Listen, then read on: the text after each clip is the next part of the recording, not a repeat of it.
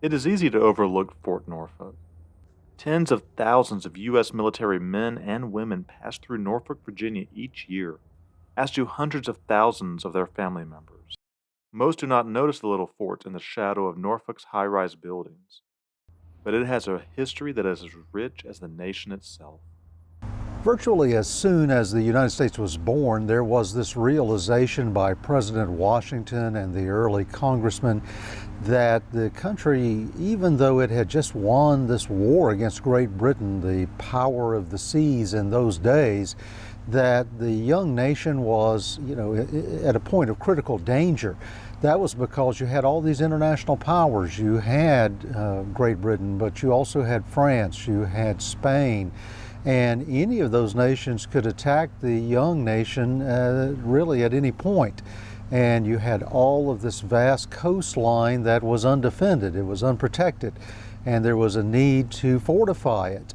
And so one of those early fortifications was Fort Norfolk. And Fort Norfolk, of all of those early fortifications, is the only one that we have left today that was authorized by President Washington, that we can go and we can see and we can look at and we can learn about how those early fortifications were designed and built. Brick buildings and walls completed on the eve of the War of 1812 still stand at the fort. This is where gunners planned to fight it out with the British for control of one of America's most strategic harbors.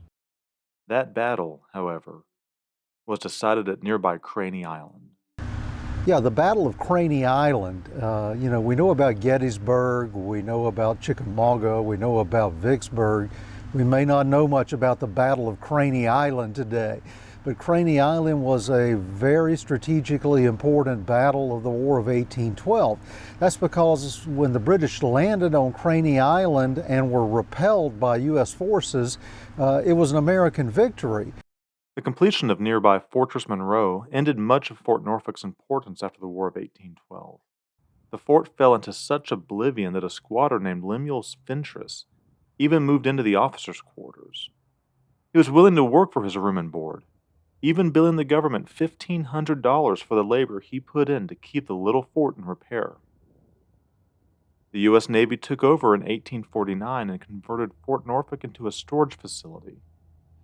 Once again, it played a major role in American history. Fort Norfolk would play one more significant role in one more significant battle, and that was this monumental Battle of the Ironclads, which took place in Hampton Roads, the battle between the Monitor and the Virginia, or as most people know it, the Merrimac.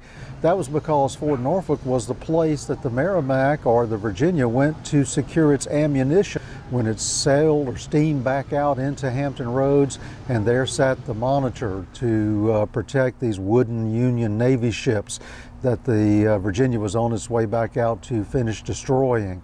There sat the Monitor, and so the Virginia had to engage the Monitor, and then you had this monumental clash of ironclads, the first great battle between the ironclads in the American waters. The world stopped and took notice as you had these iron ships afloat in American waters that battled each other to a standstill. Well, the ammunition that was used in that battle by the Confederate ship came from the magazines at Fort Norfolk. Fort Norfolk is part of a U.S. Army Corps of Engineers reservation today, but it is open to the public. Learn more on our website at 2eggtv.com. Visiting historic Fort Norfolk in Norfolk, Virginia, I'm Alan Cox for 2egg TV.